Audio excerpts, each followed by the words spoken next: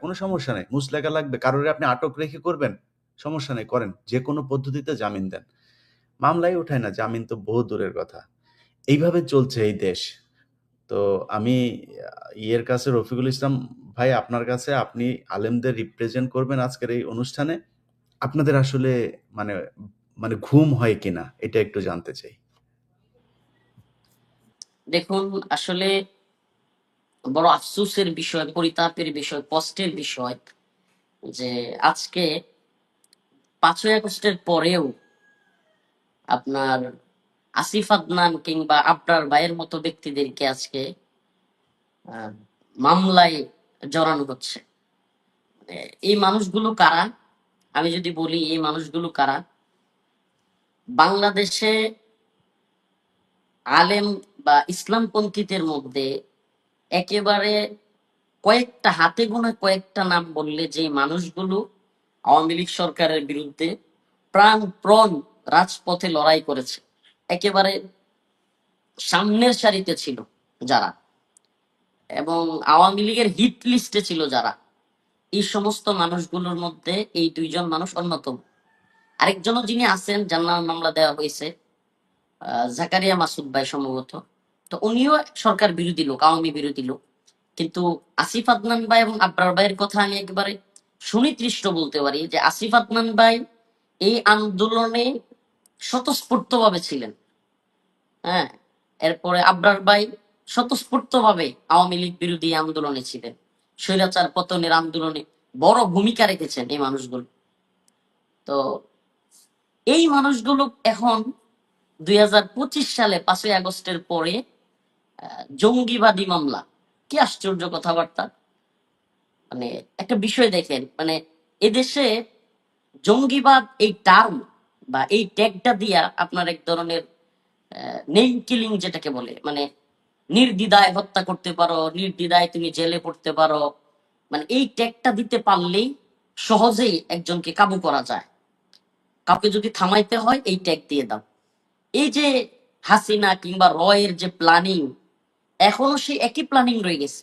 এটার কারণও বলি আমি, আপনি এনএসআই বলেন, ডিজিএফআই বলেন, সিটিটিসি বলেন, এটিইউ বলেন, ওই যে সেট ছিল হাসিনা আমলে, রয়ের যে সেট এটা কিন্তু এখনো পর্যন্ত ভাঙে নাই। এখনো কিন্তু সেই সেট রয়ে গেছে। সেই সেট থাকার কারণে দেখা যাচ্ছে যাকে মন চাচ্ছে জঙ্গি বলে দিচ্ছে। এই রিসেন্ট কয়েকদিন আগে আওয়ামী লীগ নিষিদ্ধ হওয়ার যে দাবি, ওই দিন আসিফ আদনান ভাই, আমি নিজের চোখে দেখছি, এই মানুষটা আমাকে ফোন করেছেন, আমি নিজেও গিয়েছি ঢাকায়। আপনার কি পরিমাণ তীব্র গরম ছিল ওই দিন! ওই তীব্র গরমের মধ্যে ফ্লোরের মধ্যে পা রাখা যায় না, এমন অবস্থা যে জুতা সহ হাঁটতে গেলেও কষ্ট হয়, এত গরম। এবং এই আপনার রাস্তাটা এত উত্তপ্ত ছিল। সেই রাস্তার মধ্যে এই শরীর সুন্দর মানুষ, এবং মানে ওনারা তো আর গরম সহ্য করে গ্রামের মানুষের মতো কাজকর্ম করে অভ্যস্ত না। আমি গিয়ে দেখলাম যে গ্রামে ভিজে গেছে, আসিফ আদনান ভাই পড়ে আছে রাস্তার মধ্যে, চিৎকার করতেছে ব্যান ব্যান আওয়ামী লীগ। আওয়ামী লীগ নিষিদ্ধ করার জন্য এই অবস্থা। এবং কি যেই মানুষটা আন্দোলন করেছে স্বৈরাচারের বিরুদ্ধে, আমি আমি আমার নিজের কথা বলতেছি না, এটা হয়তো আলহামদুলিল্লাহ সবাই জানে। হাসনাত আব্দুল্লাহ নিজেও ফোন করেছেন, আমি ওনার সাথে দেখা করেছি, গিয়েছি। এরা স্বীকার করে যে হুজুর আপনি মাশাল্লাহ অনেক সরকারের বিরুদ্ধে অনেক জুলুমের শিকার হয়েছেন, আন্দোলন করেছেন, আমাদের সাথে ছিলেন। তো আমরা যেই মানুষগুলো এই অবস্থায় ছিলাম, আজকে সেই মানুষগুলো আওয়ামী লীগ চলে গেল, কিন্তু আবার জঙ্গি মামলা। আল্লাহ না করুক আগামীকালকে আরো 2-4 জন আলেমের নামে, 10 জন আলেমের নামে যে জঙ্গিবাদী মামলা হবে না, এটার গ্যারেন্টি কি? মানে এই খেলাটা, এই হাসিনা রেজিমের খেলাটা আজকে 5ই আগস্ট চলে যাওয়ার 1 বছর পরে, প্রায় 1 বছর পরে আবারও আমাদেরকে দেখতে হচ্ছে। আর কিছু কিছু বিষয় না বললেই না। ভাই, আমাদের দেশে কিছু কিছু আলেম আছে বুঝছেন, এরা আল্লাহ মাফ করুক, অন্য কেউ বিপদে পড়লে বা ঝামেলায় পড়লে আল্লাহ মাফ করুক এদেরকে আলেম বলতেও ভুল হয়। এরা খুশি হয় আর ভিন্ন অঙ্গনের, মানে তার মতাদর্শী না, একটু ভিন্ন মতাদর্শী, জিহাদকে ভালোবাসে, আল্লাহর পথে দিনকে বিজয়ী করার কথা বলে, দিন প্রতিষ্ঠার কথা বলে, এই সমস্ত মানুষগুলোকে আর আপনার অ্যাভয়েড করে চলে, এমনকি তার মতাদর্শের না হওয়ার কারণে, মানে মনে করেন তার দলের না হওয়ার কারণে সে সেও খুশি। আমি আমার কথাই বলি, আল্লাহ মাফ করুক, আজকে যারা আসিফ আদনান কিংবা রেজাউল করিম আবরার ভাই জঙ্গি মামলা হয়েছে এই বিষয়টাকে সিরিয়াসলি নিচ্ছেন না, তাদেরকে স্মরণ করিয়ে দেই। আমি ছোট মানুষ রফিকুল ইসলাম 2021 সালের মার্চ মাসের 28 তারিখ মোদি বিরোধী আন্দোলনে অ্যারেস্ট হয়েছিলাম। আমাকে 4 ঘন্টা মতিঝিল থানায় এবং পল্টন থানায় আটকে রেখে 4 ঘন্টা পর আমাকে ছেড়ে দেওয়া হয়। এর ঠিক আপনার 8 দিন পর, মানে 1 সপ্তাহ পর, আবারও 6 এপ্রিল আমার বাড়ি থেকে আমাকে তুলে নিয়ে যায় র্যাব। মানে 1 সপ্তাহ ব্যবধানে 2 বার আমাকে গ্রেফতার করা হয়েছে আওয়ামী লীগ আমলে। এবং কি এদেশে অনেক বড় শায়েক মাশায়েক, হেফাজতের অনেক বড় নেতা, জামাতের অনেক বড় নেতা, বা এই সময় অনেক নেতা ছিল, তাদের মধ্যে আলেমদের মধ্যে প্রথম গ্রেফতার হয়েছিলাম আমি। তো আমি যখন গ্রেফতার হই, আমার এখনো স্পষ্ট মনে আছে, গাছা থানায় একজন সম্ভবত গোয়েন্দা সংস্থার কোনো কর্মকর্তা হবে, সে বলতেছিল, হুজুর বলেন তো আপনাকে সর্বপ্রথম কেন গ্রেফতার করা হয়েছে। আমার তখন মানে একেবারে কোর্ট করতেছে, আমার এখনো স্পষ্ট মনে আছে। আমি বলছি যে মানে কেন বলেন তো, মানে আমিও কৌতূহলী বশত জবাব দিলাম, আমি জানতাম ওরা কি বলবে। বলতেছে, হুজুর আপনাকে দইরা আমরা একটু টাচ করতেছি, আপনাকে দইরা টাচ করে দেখতেছি যে হুজুররা কি বলে। যদি হুজুররা ওয়াল্লাহি, মানে একেবারে আল্লাহ মাফ করুক, আমার কথা বিশ্বাস করবে জানি, আপনারাও বিশ্বাস করবেন, বা যারা শুনতেছে অডিয়েন্স, দর্শক শ্রোতাও, একেবারে আমি মসজিদের মধ্যে লাইভে আছি, মসজিদে বসে, আমার মাদ্রাসা মসজিদে, মানে ওই কথাটা ওই গোয়েন্দা সংস্থার লোক বলেছিল যে হুজুর আপনাকে ধরে আমরা টাচ করছি, যদি বুঝি যে তেমন কোনো ইয়া হচ্ছে না, তাইলে আমরা সবাইকে ধরব। একেবারে মানে 10 দিনের মধ্যে, একেবারে দ্রুত সময়ের মধ্যেই হেফাজতের সাংগঠনিক সম্পাদক আইজুল হক ইসলামাবাদী ভাই, এরপরে মৌলানা জুনায়দ আল হাবিব সাহেব, মুফতি সাখাওয়াত হোসেন রাজি সাহেব, মুফতি মনির হোসেন কাসিমি, মৌলানা মামুনুল হক সাহেব, মুফতি মনির হোসেন কাসিমি, মুফতি আমির হামজা হুজুর, আরো যত আলেম উলামা আছে, একেবারে আমাকে কথাটা বলা আর 2-4 দিন পর থেকে আবার আমাকে দেখায়, প্রতিদিন 1-2 জন করে ধরে আর আমারে টিভির সামনে নিয়ে আমারে বসে বসে দেখায় যে এই যে দেখেন আজকে আরো 2টারে ধরছি। বলছিলাম না যে আপনারা দুইটা একটা বাস্তবতা হলো, যারা মনে করে যে এই আসিফ আদনান কিংবা রফিকুল ইসলাম মাদানী, হারুন ইজহার, মাহমুদ হাসান গুনবি, বা এই জাতীয় যারা কিনা দাওয়া জিহাদের পক্ষে কথা বলে, হ্যাঁ, তো এদেরকে কোনো কিছু করে ফেললে যারা, আল্লাহ মাফ করুক, যে সমস্ত লোক খুশি হয়, সেই সমস্ত লোক মনে করে যে তাদেরকে ধরবে না। আরে ভাই, আমরা, আমেরিকা বলেন, ভারত বলেন, এই পশ্চিমারা কিংবা ভারতের শত্রু আসিফ আদনান কিংবা রেজাউল করিম আবরার না। এই পশ্চিমারা এবং এই ভারতের শত্রু হলো ইসলাম, এই দাড়ি টুপি, এই ইসলামী মূল্যবোধ, এই ইসলামী শরিয়া, এটা হলো তাদের একটা বিরাট বড় শত্রু। এটা তাদের এজেন্ডা যে আমরা প্রথমে জঙ্গিবাদ বলে ধরবো, তারপরে মৌলবাদ বলে ধরবো, তারপরে রাজাকার বলে ধরবো, একটার পর একটা ট্যাগিং দিব, আর এই ইসলামপন্থীদেরকে ধরবো। এটা তাদের প্ল্যানিং। এবং আমি যখন রিমান্ডে ছিলাম, এই কথাগুলো আমি আবারও বলছি, আমাকে ঠিক এইভাবেই বলা হয়েছে যে হুজুর আপনাকে টাচ করছি দইরা, হালতটা দেখতেছি দেশের পরিস্থিতি কি হয়, যদি উত্তপ্ত হয়ে যায় আপনাকে ছেড়ে দিব, আর যদি না হয় তাহলে আরো হুজুরদেরকে ধরে নিয়ে আসবো। তো বাস্তবতা সেটাই হয়েছে। আজকে রেজাউল করিম আবরার ভাই, আজকে আসিফ আদনান ভাই, তারা মামলার শিকার হয়েছে। ভাই আমি না বলে পারতেছি না, কষ্টের কথাগুলো একটু বলেই ফেলি। আজকে আমাকে যেদিন গ্রেফতার করা হয়, হেফাজতের একটা মিটিং হচ্ছে, নুরুল ইসলাম জিহাদি সাহেব রহমাতুল্লাহ আলী, সাবেক হেফাজতের আপনার মহাসচিব, ওনার মাদ্রাসা তালতলা, খিলগাঁও তালতলা মাদ্রাসায় একটা মিটিং হইতেছে হেফাজতের। মানে আসিফ আদনান ভাই, আব্দুল্লাহ বিন নুরুল ইসলাম, ইলিয়াস ভাই, আপনাদের সবাইকে একটু আমি আমার দিকে করতেছি, কথা শোনা যাচ্ছে কিনা। মানে এটা একেবারে খুবই সেন্সিটিভ, এবং আমি এই কথাটা কখনো বলি নাই, আজকে বলতেছি। আমি কলিজা ফাইটা গেছিল ওই দিন এই কথা শুই না। আমি তখন গ্রেফতার অবস্থায় আছি। তো ওখানে নুরুল ইসলাম জিহাদি সাহেব আছেন, আমার উস্তাদ মুফতি মনির হোসেন কাসিমি সাহেব হুজুর আছেন, আরো অনেক আলেম উলামা সেখানে ছিলেন। তো আমি যখন গ্রেফতার হয়েছি, ওই খবরটার সাথে সাথে ওই মজমায় পৌঁছাইছে। ওই মজমাই যারা এখানে ছিলেন, হেফাজতের মহাসচিব, হেফাজতের অর্থ সম্পাদক আমার উস্তাদ মুফতি মনিরুল হোসেন কাসিমি দামাত বারকাতুহুম, বারিদারা মাদ্রাসার মুতামি, এরপরে আরেকজন ছিলেন।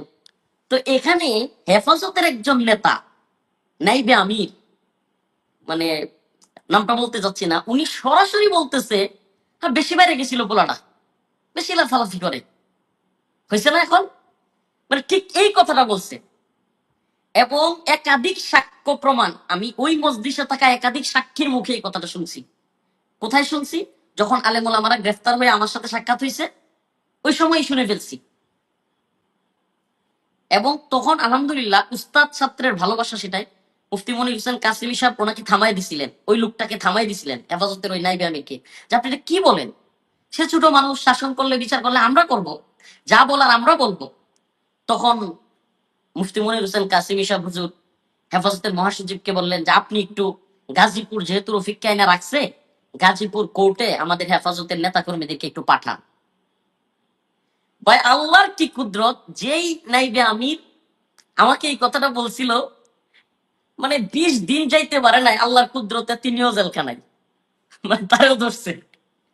পরবর্তীতে আমি ওনাকে দেখে দেখে হাসতাম, আর যারা সেখানে মজলিসে ছিল তাদেরকে বলতাম দেখেন আল্লাহর ফাইসালাটা। উনি গোয়েন্দা সংস্থার সাথে ডিল করে চলতো, উনি তাদের সাথে মানে খুব ভালো সম্পর্ক রাখতো, এনএসআই বা বিভিন্ন সংস্থার সাথে। হ্যাঁ, আর আমাদেরকে দেখতে পারতো না, আমরা যারা সরকার বিরোধী আন্দোলন করতাম, কথা বলতাম, তাদেরকে দেখতে পারতো না। বিশেষ একটা কারণও আছে, আল্লাহ মাফ করুক, আমি ছোট মানুষ, অযোগ্য মানুষ, অনেক বড় যোগ্য আলেম বা অনেক বড় শাইখুল হাদিস বা অনেক বড় কোনো বিশারদ না, কিন্তু আমি ছোট মানুষ হওয়ার পরেও আমাকে দেশের এত মানুষ ভালোবাসে, এত মানুষ আমার প্রোগ্রামে আসে, এইগুলো অনেকের কাছে এটা একটা ভাই বাস্তবতা বলি, আল্লাহ মাফ করুক, এটা অনেকের কাছে একটা হিংসার কারণ। মানে অনেক হুজুরদের দেখছি আমি বক্তব্যে গেলে, ভাইরা আমি তো কাউকে বলি না, শ্রোতারা জজবা দেখায় লাপায়া উঠে কিংবা স্লোগান ধরে। তো ওই হিংসুক যেই হুজুর কয়েকটা আছে, এরা দেখা যায় খুব রাগান্বিত হয়।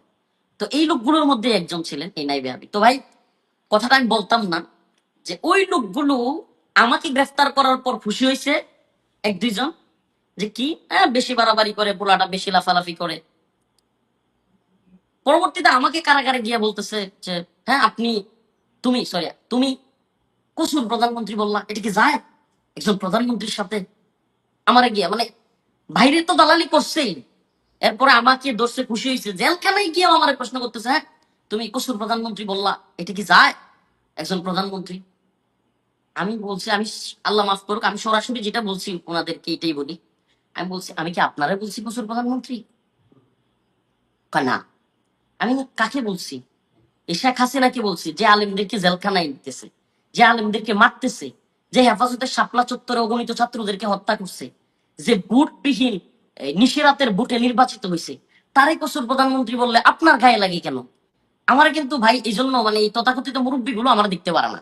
মানে আমি এই যে চটাং চটাং একেবারে মুখের উপর কথা বলে ফেলি, তো দালালি বাটপারি আমার সামনে চলে না। তো মানে সব তো মানে আল্লাহ মাফ করুক, অধিকাংশ হলো অমুক দল তমুক দলের মুরব্বী, ইসলামিক দল, বেশিরভাগ মুরব্বী আল্লাহ মাফ করুক আমাদের দেশে হালত বলি, বেশিরভাগ হলো দালাল আর বাটপার, বেশিরভাগ, মানে আকসার, মানে অল্প সংখ্যক মুষ্টিময় মুরব্বী হাতে গোনা আছে যারা কিনা আওয়ামী লীগ বলেন বিএনপি বলেন কারোর সাথে, আলহামদুলিল্লাহ আমাদের মুরব্বীদের কয়েকজন আছে যারা কিনা কখনো আপোষ করেন নাই। এছাড়া বেশিরভাগ মানে এদের নাম বললে লিস্ট অনেক লম্বা হবে, মানে কথাটা অনেকটা এরকম যে লুম যদি বাঁচতে যায় কম্বল তো থাকবে না, লুম যদি বাঁচতে যায় কম্বল তো থাকবে না। এখন হুজুর আপনারে জিজ্ঞেস করি শেষ প্রশ্নটা, সেটা হচ্ছে যে মানে করণীয় কি? আপনারা আলেমরা যদি এইভাবে ধরেন, আগে আপনি ভাই যেটা আমি বললেন আপনারে আসতেছিলাম, ধরার 10 আমি দিনের আমি মাথায় আসতেছি, তাকে ধরে নিয়ে ইলিয়াস গিয়েছে। ভাই এখন আজকে আমি আসিফ আসতেছি। আদনানকে মনে করেন ধরলো। ধরার পরে আপনাদের মানে এই যে উনার বিরুদ্ধে মামলাটা হলো, এটা নিয়ে যদি আপনারা অ্যাকশনে না যান, কালকে তো আপনাদের বিরুদ্ধেও সেই একই হ্যাঁ হ্যাঁ, আমার নামে যদি এপ্লাই আগামী দিনে করবে। আল্লাহ মাফ করুক আমার নামে মামলা হবে। হুম। আল্লাহ যদি না করে, আল্লাহ না করুন, আসিফ আদনান ভাইকে অ্যারেস্ট করে, আপনি দেখেন একটা খুব একেবারে পয়েন্ট আকারে অ্যারেস্ট করা তো আপনি। বহু পরে ভাই। অ্যারেস্ট করা তো এইসব স্বপ্ন দেখে লাভ নাই। কিন্তু কথা হলো এই যে মামলার ভিতরে যে নাম এইটা করা, এই যে সেই একই ধরনের ষড়যন্ত্র, মানে এইটার করার পরে যদি নাকি মনে করেন আপনারা চুপ থাকেন, তাহলে তো এইভাবে আপনাদেরকে সবাইকে জড়াইতে থাকবে। এবার কনফার্ম কনফার্ম। তো ভাই আমি ইলিয়াস ভাই আমি একটু শেষ করি, জি, সেটা হলো জি। আসিফ ভাইয়ের বিষয়টা বলি। আসিফ ভাইয়ের মানে প্রথমত হলো মামলাটা দেওয়ার কারণটা ভাই তো একটা ব্যাখ্যা করছেন, আমি বলি মানে আসিফ ভাইয়ের মামলা দেওয়ার কারণ এবং আবরার ভাইয়ের মামলা দেওয়ার কারণ একটু ভিন্ন। আসিফ ভাইয়ের মামলা দেওয়ার কারণ হলো আসিফ ভাই এমন কিছু বই লিখছেন, মাশাল্লাহ আমি কারাগারে গিয়া আগে পড়ার সুযোগ হয় নাই। হ্যাঁ, তো আমি কারাগারে যাওয়ার পরে মানে আসিফ ভাইয়ের কিছু বই পড়ার সুযোগ হয়েছে।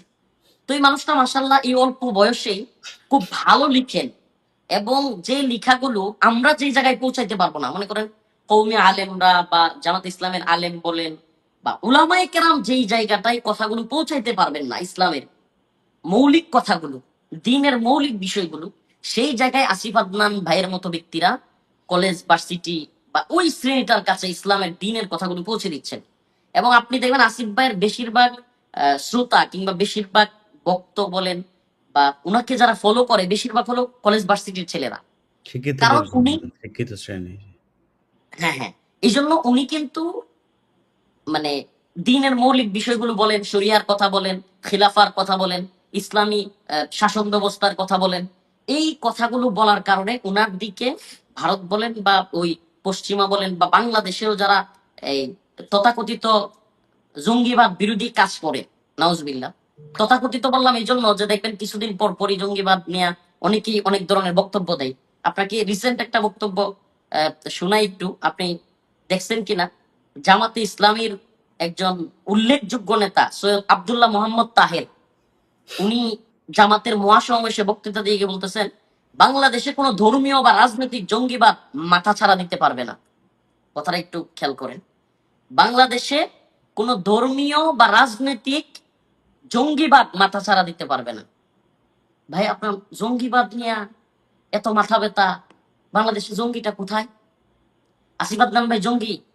ইসলামের মৌলিক কথাগুলো, শরিয়া, খিলাফা, উম্মার চেতনার কথা, উম্মার দরদের কথা, ফিলিস্তিনের কথা, গাজার কথা, এগুলো বলার কারণে সেকুলারিজম কিংবা মানুষ আজকে আহ, ইসলাম বিরোধী কাজে জড়ায় যাচ্ছে, যুব সমাজ ধ্বংস হয়ে যাচ্ছে, এগুলো নিয়ে কথা বলতেছে। এই জন্য আপনি মানে জঙ্গিবাদ বলবে পশ্চিমারা কিংবা ভারত, আপনিও সেটার সাথে তাল মিলাবেন? সৈয়দ আব্দুল্লাহ মোহাম্মদ তাহের, ওনার উদ্দেশ্যে বলি আপনার আজকের লাইভের মাধ্যমে ভাই, যে এই শব্দগুলো, এগুলো হলো পশ্চিমা এবং ভারতের রয়ের খাওয়ায়া দেওয়া শব্দ। এদেশে এগুলো গিলাইতে পারলে, এগুলো যে সমস্ত দল গিলে তাদেরকে ওরা খুব সম্মান দেয়, ওদের সাথে খুব ভালো সম্পর্ক রাখে। তো আপনারা তো ইসলামিক দলের প্রতিনিধিত্ব করেন, তো আপনারা যদি এই ধরনের শব্দগুলো ইউজ করেন, ইসলামপন্থীদের ধর্মীয় কিংবা রাজনৈতিক জঙ্গিবাদ মাথাচাড়া দিতে পারবে না। বাংলাদেশে হোলি আর্টিজানের যে ঘটনা ঘটছে, হোলি আর্টিজানের কথা যদি বলি, হোলি না, না হুজুর, আর্টিজানের যে আমরা এই ঘটনা সব জানি। আমি আপনার কাছে জানতে চাচ্ছি যে আলেমদের মানে করণীয় কি হবে? আলেমরা কি ওই খালি মুরগির মাংস-টাংস দিয়ে ভাত খাবে আর হেলিকপ্টারে চড়ে হাদিয়া-টাদিয়া নিবে এগুলি করবে, নাকি এটা নিয়ে আপনাদের কোনো মাথা ব্যথা আছে? মাথা ব্যথা তো অবশ্যই আছে ভাই। তো রেজাউল করিম আবরার ভাইয়েরটা বলি, আসিফ আদনান ভাইয়েরটা শেষ। যে রেজাউল করিম আবরার ভাইয়ের মামলা দেওয়ার আমি যতটুকু কারণ মনে করি, হেফাজতে ইসলাম ৩ ভাই মে। আমরা আর আলোচনা এক দীর্ঘ মিনিট করি ভাই, না। এক আমি মিনিট শেষ না, করে না। দিচ্ছি ইলিয়াস জি, ভাই, জি। এক মিনিট। রেজাউল করিম আবরার ভাই ওই সমাবেশে কারাগারে কিছু ভাই যারা বন্দি আছে তাদেরকে মুক্ত করার জন্য বক্তব্য দিয়েছিলেন। হেফাজতের যে কয়জন বক্তব্য দিয়েছিলেন ভালো লাগছিল আমার বক্তব্য, তার মধ্যে রেজাউল করিম আবরার ভাইয়ের বক্তব্যটা ভালো লেগেছিল। হুম। উনি সুস্পষ্ট বলেছিলেন যে যারা বন্দি আছে, যারা কিনা এদেশে ইসলামের পক্ষে কথা বলতে গিয়া সাতেনদের বিরুদ্ধে, আল্লাহ নবীর দুশ্মনদের বিরুদ্ধে কথা বলতে গিয়া বন্দি আছেন, তাদেরকে মুক্ত করতে হবে, এই সরকারকে অবশ্যই মুক্তি দিতে হবে। সেই কথাগুলো বলবার কারণেও আমার মনে হয় ওনার নামে এই মামলাটা দিয়ে থাকতে পারে। মানে এখন কথা আপনারা হলো, এই যে এত মানুষ এত দাবি নিয়ে আসে, আনসাররা দাবি নিয়ে আসে, রিক্সা চালকরা দাবি নিয়ে আসে, শিক্ষকরা দাবি নিয়ে আসে, নানান ধরনের দাবি দাওয়া নিয়ে আসলো। মানে আপনাদের আলেমদের মধ্যে থেকে তো আজ পর্যন্ত এরকম কোনো একটা একটা সমাবেশও করা হয় নাই যে আমাদের এই লোকগুলো আছে এদেরকে ছাড়তে হবে। আপনারা করেন নাই তো কোনো কিছু। তো আপনাদের তো ধরবেই। হ্যাঁ? যাই হোক ইলিয়াস ভাই আমি শেষ করে দিচ্ছি, আমি জাস্ট এই কথাটা বলি। আলহামদুলিল্লাহ আমি ভাই যতগুলো সমাবেশে সুযোগ পেয়েছি সব জায়গায় আমি এই বন্দি ভাইদের মুক্তির কথা বলার চেষ্টা করেছি। এমনকি যশোরে যা দিনের সবচেয়ে বড় প্রোগ্রাম, ওই প্রোগ্রামে পর্যন্ত আমি আমার এই ভাইদের মুক্তির কথা বলেছি। এই ভাইরা, আমি যে সাক্ষী, আপনি যে কথাটা বলেছেন মামুনুল হক সাহেব কিংবা আমি, আমাদেরকে এই সমস্ত বন্দিরা পানি, খাবার, আরো কত কিছু দেওয়ার চেষ্টা করতেন, খেদমত করার চেষ্টা করতেন। মানে এরা আমাদের সমস্ত জরুরত, প্রয়োজনীয়তা, আমরা যখন কারাগারে গিয়ে মোবাইলে কথা বলতে পারতাম না, এই মামুনুল হক সাহেব হুজুর বা এই যারা আছেন, আমরা কথা বলতে পারতাম না, এই ভাইগুলো আমাদের জন্য ফোনের ব্যবস্থা করতেন, বিভিন্ন সিস্টেমে জি, ফোনের ব্যবস্থা করতেন। জি, তো আজকে ধন্যবাদ। আমরা আসলে এটা যদি বলেন আপনি, এটার জন্য আমরা দায়ী। আমি নিজেকে মনে করি, আমি যতটুকুই বলি, আমি নিজে তবুও নিজেকে দায়ী মনে করি। আল্লাহর কাছে আমরা ক্ষমা পাবো কিনা, আল্লাহ পাক আমাদেরকে আসলে মাফ করবেন কিনা, এটা জানি না। তবে শেষ কথা হলো, আসিফ আদনান ভাই কিংবা আবরার ভাইয়ের মামলার বিষয়টা নিয়ে বলি যে ইনশাআল্লাহ আমরা চুপ করে বসে থাকবো না। আমি নিজে বলেছি, আমি ভাইদের সাথে কথা বলেছি, আবরার ভাইয়ের সাথে কথা বলেছি, যে কোনো ডাক দিলে, আগামী শুক্রবার হয়তো আমাদের আরেকটা মিছিল আছে, গত শুক্রবার একটা আন্দোলনের হয়েছে, আগামী শুক্রবারেও ডাক আছে। ইনশাল্লাহ আমি বলবো ইসলামপন্থীদেরকে, এই প্রজন্মকে, যে আপনারা এগিয়ে আসুন। কোন শায়েখ, কোন দল ডাক দিল না দিল তার চেয়েও বড়, ইসলামের জন্য, দিনের প্রয়োজনে আপনারা ময়দানে এগিয়ে আসুন। ইনশাল্লাহ আমরা তরুণ প্রজন্ম আপনাদের সাথে আছি, থাকবো ইনশাআল্লাহ। জি, ইলিয়াস আসিফ ভাই, ভাই। আমি জি, কিছু কথা একটু বলতে চাচ্ছিলাম। জি প্লিজ। জি, জি, আফান। জি, ভাই, আম এখানে আসলে সবারই অনেক ব্যক্তিগত কষ্ট, মানে অভিজ্ঞতা, ট্রমা অনেক কিছু জড়িত আছে। সবার অনেক মেহনত জড়িত আছে। তো আমি আসলে কয়েকটা কথা একটু ছোট, ছোট পয়েন্ট করে বলি। ১ম বিষয়টা হলো যে ভাই, সামগ্রিকভাবে এই যে জঙ্গিবাদের এই যে নাটকটা বা জঙ্গিবাদের এই ন্যারেটিভটা, ওভারঅল যে ন্যারেটিভটা, এটা আসলে শুধুমাত্র ইসলামপন্থীদের সমস্যা না। আপনার নিশ্চয়ই মনে আছে যে ৫ই মে যখন ওই যে লং মার্চ হচ্ছে, গণভবনের দিকে মিছিল যাচ্ছে, সকালবেলা সবার মোবাইলে এসএমএস আসছে যে আপনারা কেউ প্রিয় নাগরিক বা হ্যাঁ, প্রিয় হ্যাঁ, হ্যাঁ। কিছু, আপনি ঘর থেকে বের হবেন না, বাইরে জঙ্গি হামলা চলছে। ঠিক আছে? এটা হয়েছিল যে ৫ই মে যখন লং মার্চ হচ্ছে তখন। তো ৫ই এই যে আগস্ট। জঙ্গি, জি, ৫ই অগস্টের সময়, সরি, এই যে গণঅভ্যুত্থানের সময়। মানে এখানে বিষয়টা যেটা হয় যে যখন কোনো বাহিনী একটা অস্ত্র কিনে, সে হয়তোবা অস্ত্রটা কিনে একজনের দিকে গুলি করার জন্য, কিন্তু একবার যখন অস্ত্র কেনা হয়ে যায় সেটা কিন্তু সে একজনের দিকে গুলি করে না, সেটা সবার দিকে চালায়। তো একবার যখন জঙ্গিবাদের এই ন্যারেটিভ দিয়ে তারা মামলা দেওয়া শুরু করবে, প্রথমে এটা হয়তোবা আসিফ আদনানকে দিয়ে শুরু হবে বা রেজাউল করিম আবরারকে দিয়ে